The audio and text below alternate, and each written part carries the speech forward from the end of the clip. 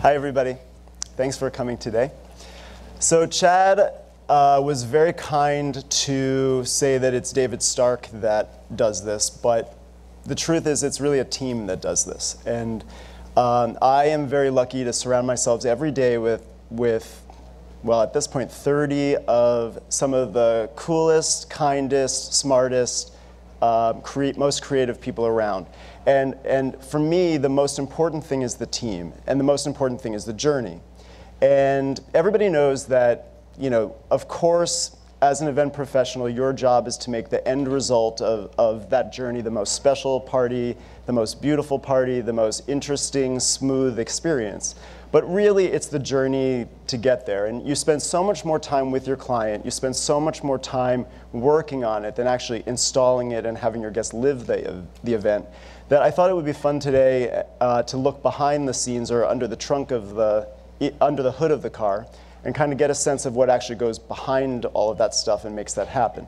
So, but anyway, like I said, I'm very happy to be here, and I'm very happy to share actually the magic of what the team does do. So I thought it would be great. We spend a lot of time planning and designing non-for-profit events, fundraisers. And we always think about what our goal is. And people say to me all the time, how do you come up with that crazy idea? And it's not so much that our goal at the end of the day is to come up with a crazy idea. Our goal is really to come up with an idea that brings the organization to life. Everybody knows that the main goal of a fundraiser is to make money. But there are so many more goals that are beyond that. And it's about, who is this organization? Who do they want to be? What is their perception right now? What do they want their perception to be? And how do we bring that all to life in a way that's both exciting and brings the mission of an organization to life? So what I thought I'd do is focus on a project we did last year in Miami for the Museum of Contemporary Art. And it was a funny project because it was a 15th year birthday party. And if you're unfamiliar with MoCA, it's the little museum that could. It started as really a community vision that's kind of grown into a big voice in the art world. And that's kind of come about as Miami has become a bigger voice in the art world as well. But funny enough, they never actually had a big party. So I was brought in with my team to kind of think about how could they have a big party and how would that make sense in the context of who they were and who they wanted to be. So what do? We spent a lot of time looking at who the museum is. And so in some respects, while my job really is to plan an event and to design an event, it's really about creating a brand identity. So it's about looking at who is the brand of the museum and how do we capture that and bring that to life in an experiential kind of way. And so we spent a lot of time looking through 15 years of the archives of all of the print materials. That's the invitations, every article in a newspaper, every article online, every catalog that they created, every poster. And I thought, okay, here's a rich amount of stuff that is actually tangible that the people could relate to. And it's not so much about a curatorial choice. It's not about which show was really great, about which show was really not great, about what the public thought about it. But it was a way in a capsule to look at 15 years of what this museum has done. And that's really key to what our thought process is. One of the things that we think about a lot in our studio, and I think it comes from my background as an artist initially, and I think a lot about art school. I went to RISD, and 20 years later, all of the things that I didn't understand at the time that my teachers used to talk about, now every day, there's not a day that goes by that I don't actually think about, oh, that's that thing that Al DeCredico said that I didn't get. So, but I operate my studio like it's school. And all of the things that are hard and wonderful and terrible and exciting about school are kind of what it's like every day. But what's really gratifying about that is, as a group, we come up with ways to deal with these visual problems and conceptual problems. And I think the biggest differing factor of how we look at it is, I am a designer, but I'm not a decorator. That's a really big point. We are designers, but we don't decorate. But within the world of design of what we do, we're decorating. And I'm not slamming decorating, but what I'm trying to say is that we are coming up with visual solutions of how to bring something, a brand, a company to life in a way that other people can experience the vibe and can take that further. And what we generally start to do is we create a mood board.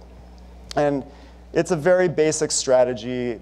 I kind of learned it from the interior design world, but we look at things that inspire us. And we look at things that have a relationship to visuals that have something to do with the organization. And so what you're seeing here on the screen is a mood board that we presented to our client that kind of looked at some of the things that had a relationship to things we were seeing in their print materials, but also provided visual strategies or a roadmap of how we might, develop something.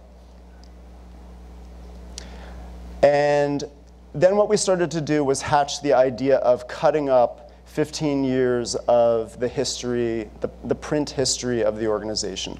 So what you're seeing here is a little experiment we did in the studio where we took a series of catalogs, a series of reviews, all of the things that I mentioned, and we cut them up and we pinned them to the wall. And what you're seeing here is a rendering we presented to our client. So the way it worked in the museum is the entire museum is basically one big space, and so we emptied it of all of the art. And the vision was that from floor to ceiling, everywhere surrounding us, that those print materials would be curated into a color-coded ombre of color that wrapped around the room that basically looked at all of those print materials. So it became a big alphabet soup, and it was a crazy process to figure out how to do the color coding. But the drawing is essentially the kind of document that we show our clients to present that path.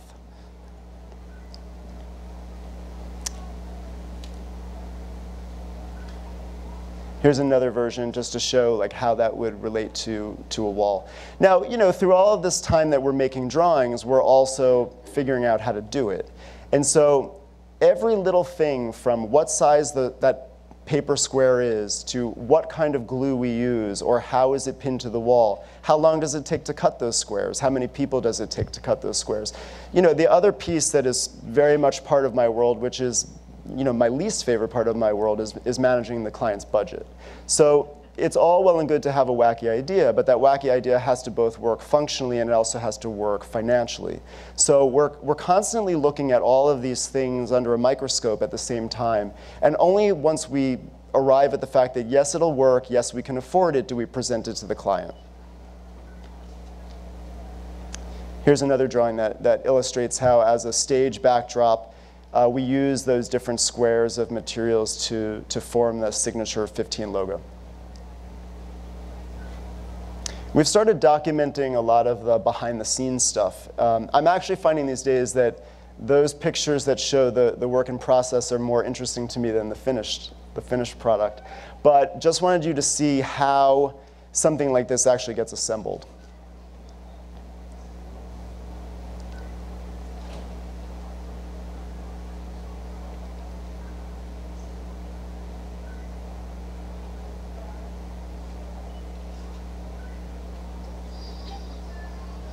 So I think we were in the space for probably about 3 days building this, and it's the kind of thing where we had never done it before, and so you uncover all kinds of problems. One of the things that happens in a museum is that the air is entirely controlled so that the artwork is not damaged.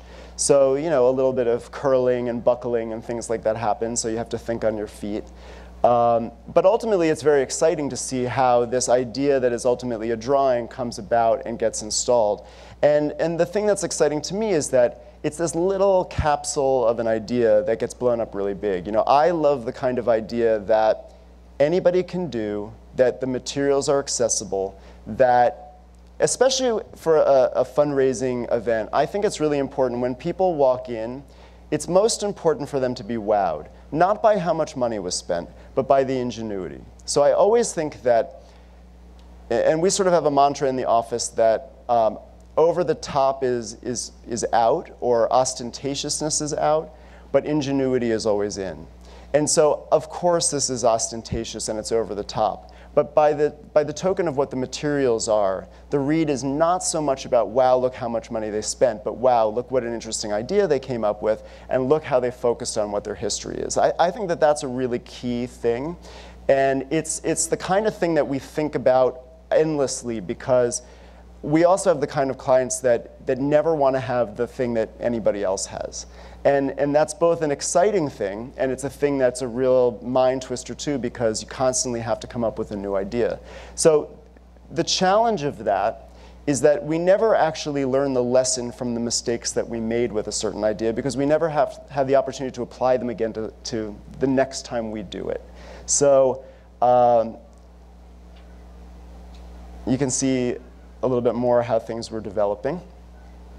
Same thing with the centerpieces. This was not necessarily an opportunity for flowers. And flowers were my first love. It's how I got involved in this crazy business in the first place. But somewhere along the way, I realized that flowers were one tool in the toolbox. And while they are a favorite tool, they are not always the most appropriate tool. And I think a lot about the weather and getting dressed in the morning. There are days where, I don't know, it's 100 degrees and you're wearing a tank top and shorts and flip-flops, and there's days where it's 20 degrees and you're wearing 3 sweaters and a coat and boots. And both of those are right. Neither of them are wrong. So it's about thinking about what is the appropriate thing for that event. And the kind of thing that happens in our studio is conceptually to relate what the experience is about with what the materials are. And that's a little bit of a hard thing to talk about, but again, going back to my original statement, which was that while we are designers, we are not decorating, it's because we're trying to impregnate the look and the feel and what's going on in the space with what the materiality is, so that there's meaning.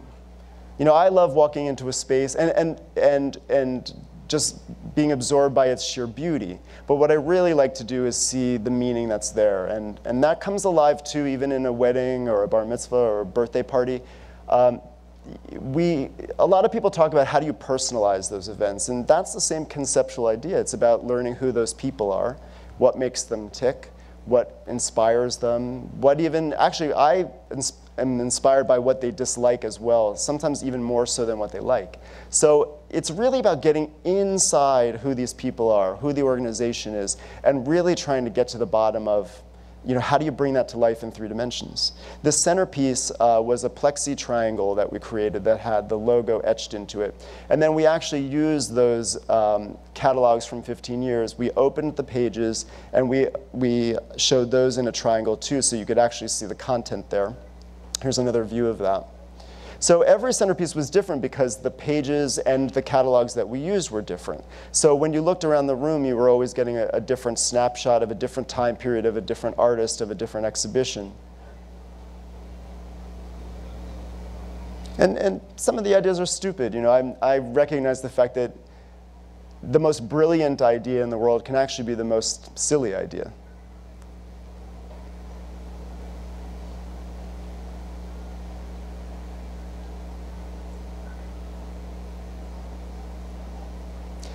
The craziest part of it was trying to figure out the color coding.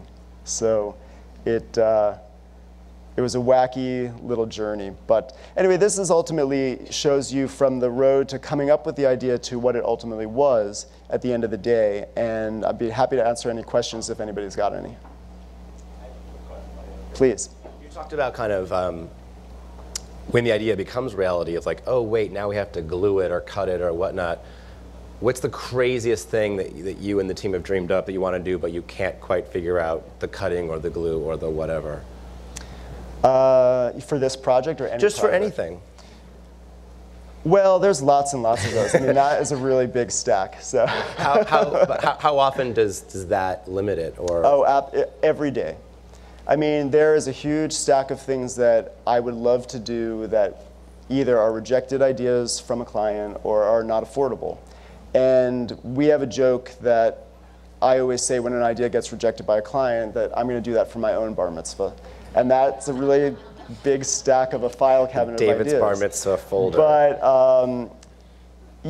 budget is a real thing. And there are amazing ideas. If somebody says spend however much you want, there's a million things you can do.